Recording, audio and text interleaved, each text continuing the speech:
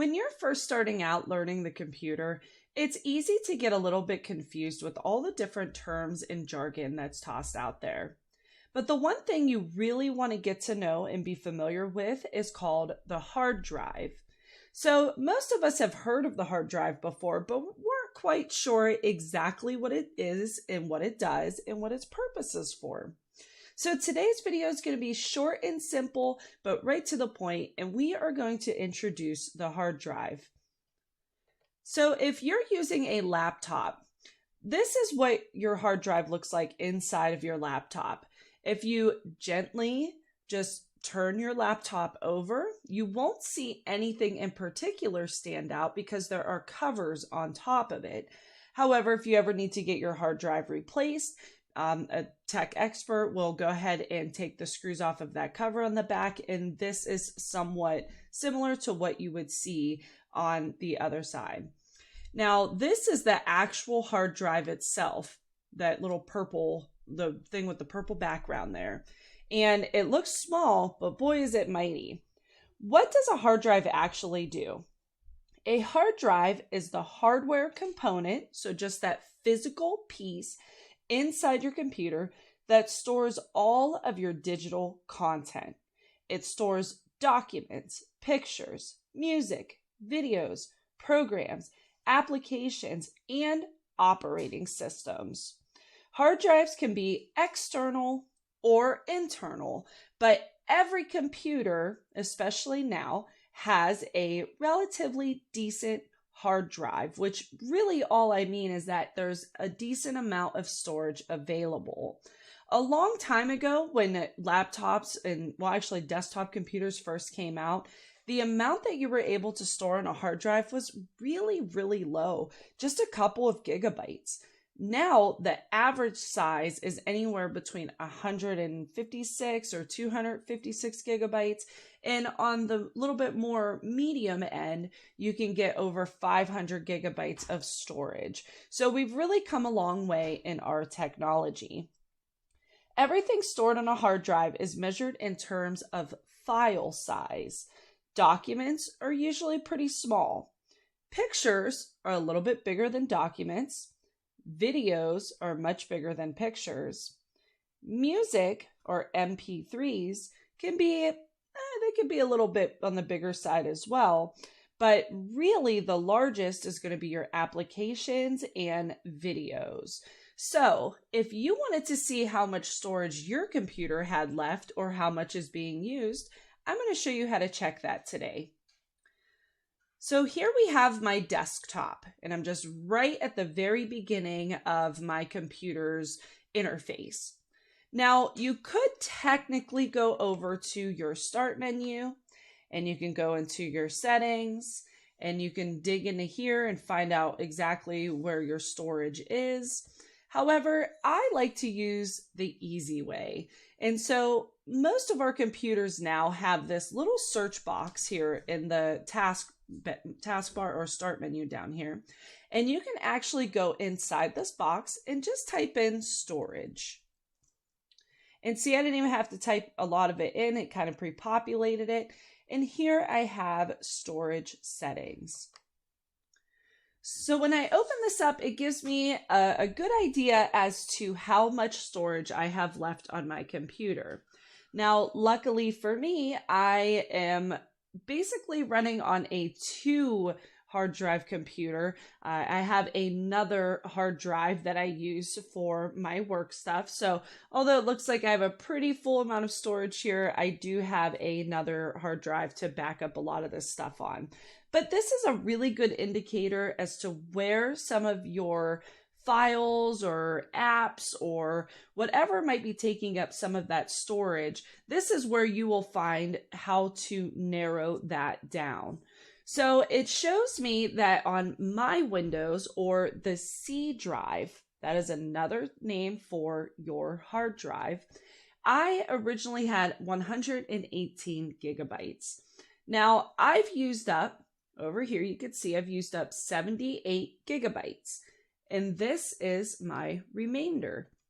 So if I wanted to go through, maybe, on some computers, you might look at this and it would be way up here. It'd start to turn red when you're running out of storage space. You might think, how do I fix this?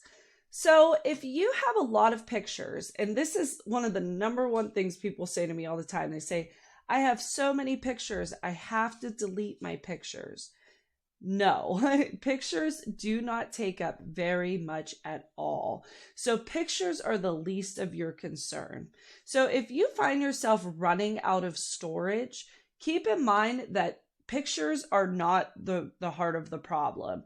Now, if you take a lot of videos, that's a different story. Videos can definitely take up a lot. If you have a lot of programs that you've downloaded on your computer, say you're a gamer and you downloaded something like Minecraft right here down at the bottom. I guess I play a little Minecraft, and so does my daughter. So if you downloaded something like that, those files are huge. So things like that will also eat away at your storage. So let's go in here and look at my apps and features, as we see that that is taking up the majority of my hard drive storage.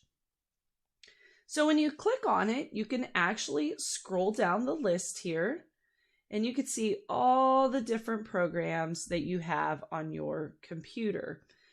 Now, I do want you to proceed with caution here. There is always a chance that if you start messing with apps that you are unfamiliar with, that you could potentially try to uninstall it to save some space, but then you're uninstalling something really important for your computer. So my word of advice, only mess with apps that you 100% know what they are. So for instance, I know that Zoom is a video conferencing app. If I'm not using Zoom, I could easily go in here, I would just click on it and I would hit uninstall. Now, it's not necessarily telling me how much my Zoom app is taking up. So and it's at the bottom of the list here. I really don't see a reason to actually take it off because I do use Zoom. However, I have something called Xbox Game Bar. Do I need that? I don't.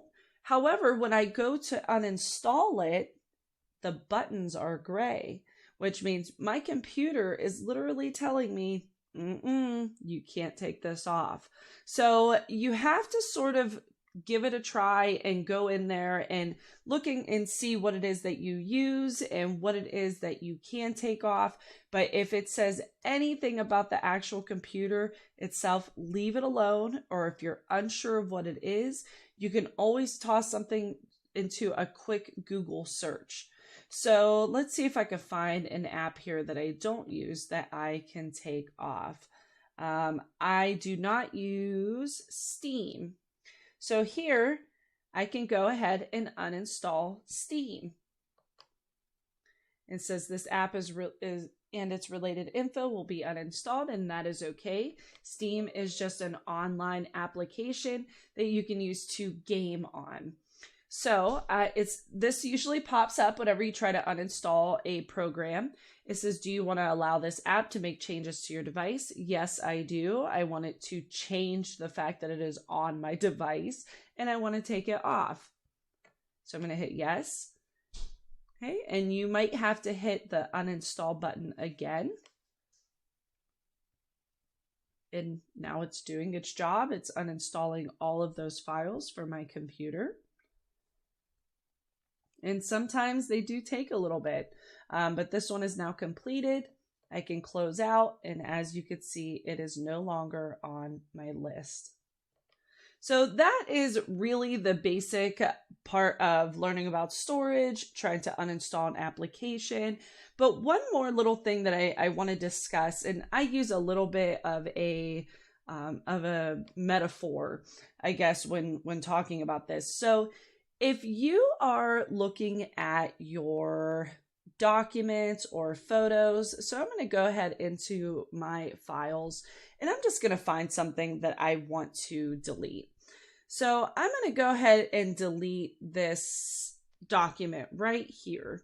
This is something for my other job, is from 2019, and I really don't have a use for it anymore. I can hover over this file and I can right click, and then I can go ahead and, oops, I'm sorry, did not do that. You have to actually click on it to highlight it. I'm sorry about that. So give it one click, highlight it in blue, and then right click. Now I'm going to go ahead and hit delete. And now it's no longer there. It's not in my file folder. So the metaphor that I use with this, though, is that it's like taking out the trash. All right. So when you're at home, you throw something in the trash and it sits in your trash can until trash night comes. At that point, you have to then take your trash and put it out to the curb. All right. So there is a two-step process for technically getting items that you've deleted off of your storage or your hard drive. I did the first step here by deleting it right from my documents, but now I need to go to the recycle bin. And when I open this up, it's showing me that document that I have deleted. So I put it in the trash can, but I didn't take it to the curb yet. So now I want to officially delete it from my laptop. And to do that, you can hit empty the recycling bin right up here in the top left-hand corner. Now, unfortunately, I don't have an Apple or a Mac operating system. I would love to be able to show you guys what this looks like on a Mac computer. Unfortunately, I just don't have the means for that at the moment, but I am hopefully going to work with the library here to start learning a little bit more about Apple and being able to show you some of these tutorials for that. But I do want you to know that with Apple, I do know that, or I'm sorry, with, Apple operating systems, iOS, you do have to do this as well. You just have a trash can, and it's usually located at the bottom right of your computer taskbar. All right, everybody, I hope that was helpful, and I hope that you understand a little bit more about the hard drive. I know that when people talk about the hard drive and you're a little bit new to the tech world, it can seem a little bit daunting because you kind of just think, I don't know what it is. I don't know what's happening with it. What's it for? And now you know. It is simply a physical part of your computer that is inside. You can't see it, but it's inside, and it holds all of your digital content. All right, everybody, have a wonderful day.